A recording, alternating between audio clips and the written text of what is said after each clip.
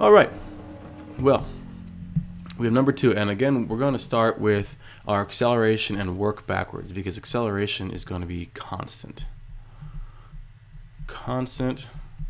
And we're told here that it's greater than 0. Our acceleration is greater than 0. So whatever it is, it's positive. Constant positive. So we go over to our graph, and it's a constant number and positive, so acceleration will look like this. It's not changing. The value of acceleration is always going to be the same, and it's a positive number. Okay, our velocity as a function of time, what equation does that look like? Well, we have our velocity equals initial velocity times acceleration times time. But if our initial velocity is 0, then that goes away. So that means our velocity as a function of time is simply acceleration times time. And the value of our acceleration here, I don't know, is that 1, is that 2? That becomes a slope on a velocity versus time graph. So that means that we have a positive, because it's a positive value, we've got a positive slope. And it starts at 0 here. How do we know that? Because we're told that the initial velocity here is 0. So that's going to slope up just like that. All right. Our position versus time graph. So that means that our x as a function of t, or position as a function of t, is going to equal our initial position, which is 0, which goes away, plus our initial velocity times time, which is also 0, so that goes away. And the last part of that is plus at squared, plus acceleration times time squared. I'm sorry, 1/2, right? Yeah, 1/2 at squared. Now, look at this for a minute. What's the relationship between x and t? Well, it's a squared relationship. As x changes as t changes to a power, and so that means we're going to have a curve right here. Our initial velocity is 0, which means our initial slope is going to be 0, and our initial position right here is 0 as well. So we're going to start at 0 displacement with 0 slope, but it's going to become more and more positive as we see our velocity value getting greater and greater. That means that our slope here, velocity, which is position over time, is going to get greater and greater as well. So it will look like that. Number 2 on kinematic graphing review. Number 3. All right. Acceleration. What is it? Well, it's less than 0. So constant, negative. Whatever negative number you want it to be. Okay, what does that look like on the graph? That means it looks like this here. That's negative something, and it's constant. It's not changing at all. Velocity versus time. Well, velocity versus time is initial velocity plus acceleration times time. Our initial velocity is 0, and so that means it's really acceleration times time.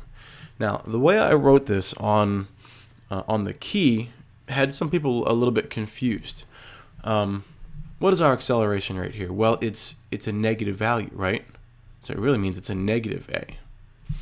So the way I wrote it on the key to remind us that this is a negative velocity is I wrote it like this: equals negative the absolute value of a times time.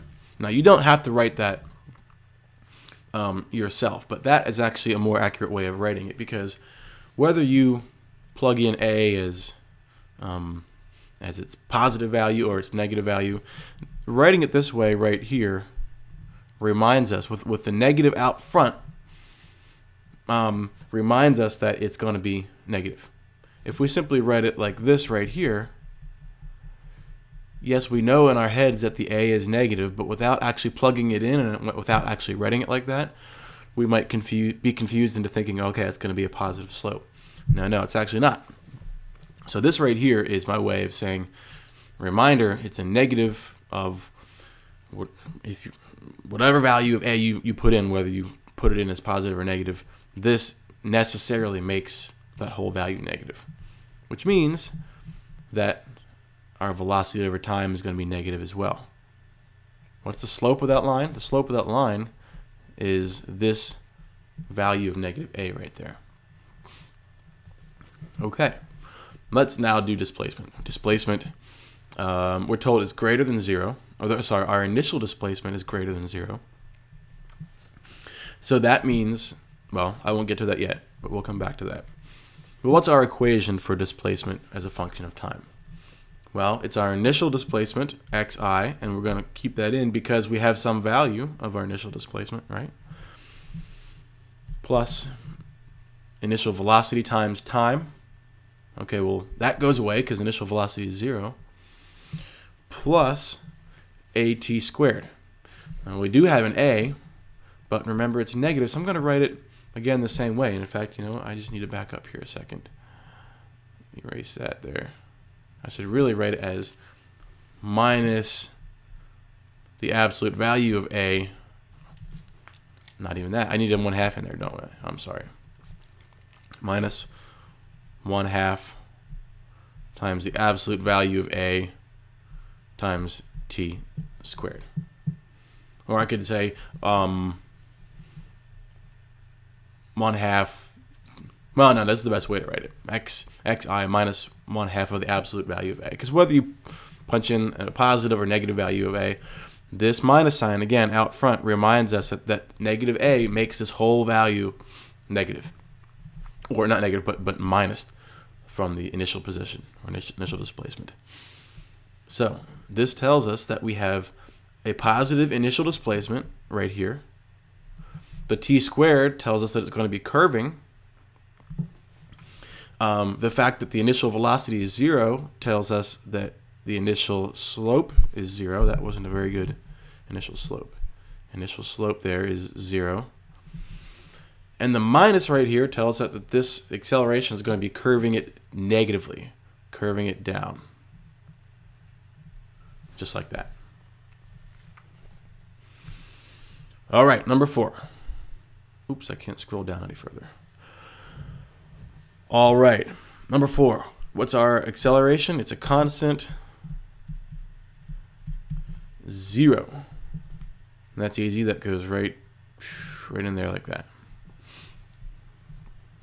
All right, our initial velocity is greater than 0, so let's, less than 0. So let's write our equation.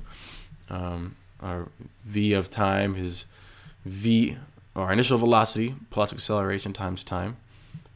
So our initial velocity is less than 0, so I'm going to write it as negative the absolute value of vi.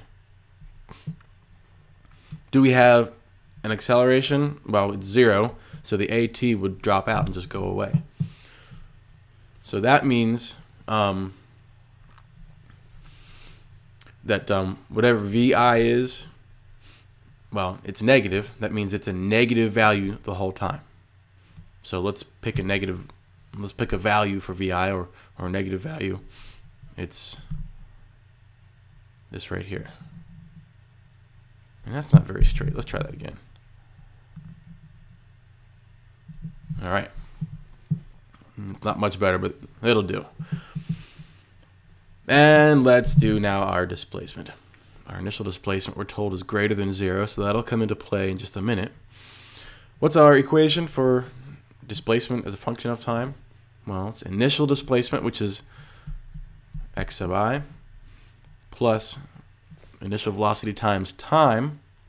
Well, I'm going to write it again as minus the absolute value of the initial velocity times time, plus 1/2 at squared. Well, a is 0, so that goes away.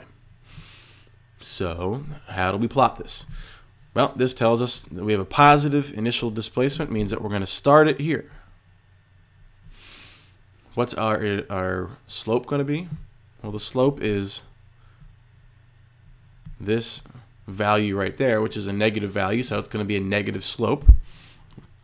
And it's going to be sloping down just like that. So our initial displacement, but a negative slope, that is a negative velocity as a function of time. On to number 5 through 8.